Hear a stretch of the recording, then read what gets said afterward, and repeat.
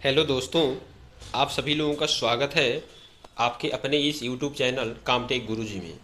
दोस्तों, आज आप लोग सीखने वाले हैं कंप्यूटर फंडामेंटल के पार्ट 2 में जनरेशन ऑफ कंप्यूटर। कंप्यूटर के 5 जनरेशन हैं, जिसमें फर्स्ट जनरेशन सन 1942 से 1955 तक था। सेकंड जनरेशन सन 1955 से 1964। थर्ड जनरेशन सन 1964 से 1975। फोर्थ जनरेशन सन 1975 से 1989।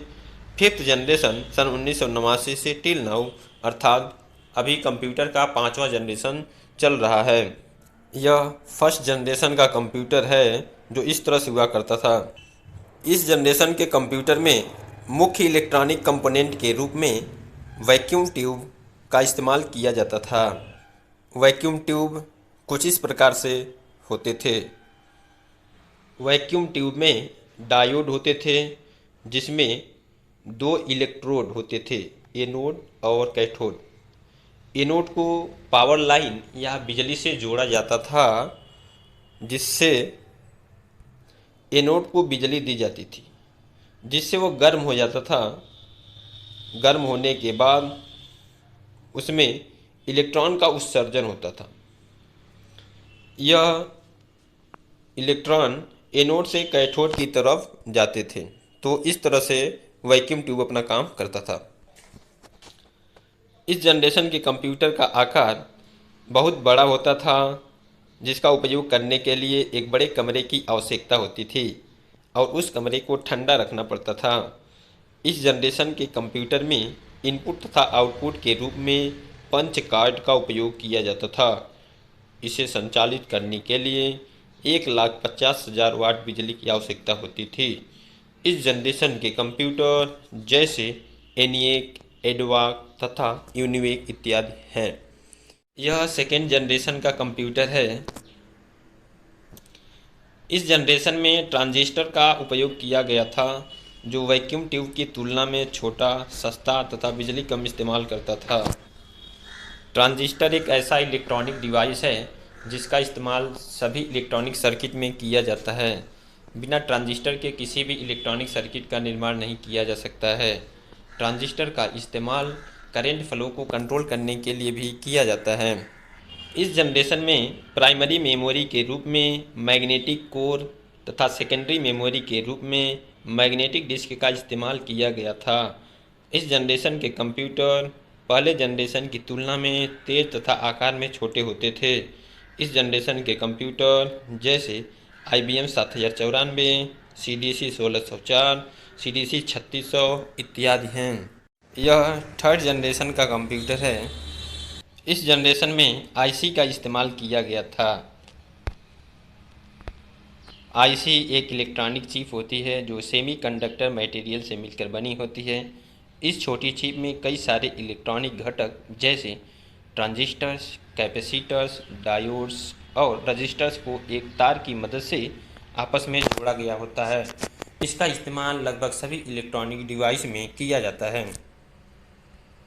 इसमें रिमोट प्रोसेसिंग तथा टाइम शेयरिंग का इस्तेमाल किया गया था। रिमोट प्रोसेसिंग में हम किसी एक कंप्यूटर को किसी दूसरे कंप्यूटर के साथ इंटरनेट और सॉफ्टवेयर की मदद से कनेक्ट करते हैं।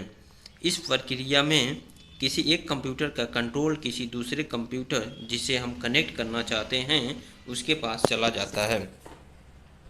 इस जनरेशन में अधिक की स्टोरेज वाली मैग्नेटिक टेप व मैग्नेटिक डिस्क का उपयोग किया गया था।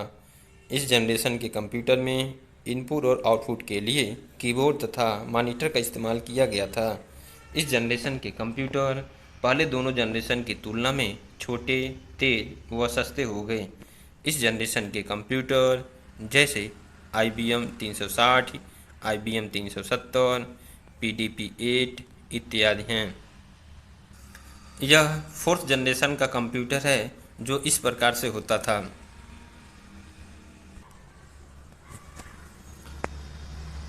इस जनरेशन में माइक्रो प्रोसेसर का इस्तेमाल किया गया था, जिससे कंप्यूटर प्रथम, द्वितीय तथा तृतीय तीनों ही जनरेशन से काफ़ी तेज, भरोसेमंद तथा साइज में छोटा हो गया। माइक्रो प्रोसेसर कंप्यूटर का एक बहुत ही महत्वपूर्ण अंग है। इसे कंप्यूटर का माइंड भी कहा जाता है, क्योंकि कंप्यूटर के अंदर हो रही समस्त गतिविधियों की खबर इसके पास होती है, अर्थात इन सारी चीज़ों को यह कंट्रोल करता है। यह एक सेकंड में अरबों कैलकुलेशन को प्रोसेस कर सकता है। यह सॉफ्टवेयर और हार्डवेयर के बीच हो रही क्रियाओं को समझकर प्रोसेस करके हमें आउटपुट देता है। इस जनरेशन में ही माइक्रो कंप्यूटर का निर्माण हुआ था। इस जनरेशन में उच्च स्तरीय प्रोग्रामिंग लैंग्वेज जैसे सी तथा C++ का इस्तेमाल हुआ था। इस जनरेशन के कंप्यूटर जैसे करे 1 सुपर कंप्यूटर, एप्पल सेकेंड इत्यादि हैं। यह 5th जनरेशन का कंप्यूटर है। इस जनरेशन में AI आर्टिफिशियल इंटेलिजेंस का इस्तेमाल किया गया। इस जनरेशन में हाई लेवल प्रोग्रामिंग लैंग्वेज जावा और .NET इत्यादि की शुरुआत हुआ। इस जनरेशन के कंप्यूटर में SSD का इस्तेमाल होने लगा, जो HDD की तुलना में तेज़ है। इस जनरेशन के कंप्यूटर साइज में बहुत छोटे, तेज व सस्ते हो गए, जिसे आजकल प्रत्येक क्षेत्र में इसका इस्तेमाल होने लगा है।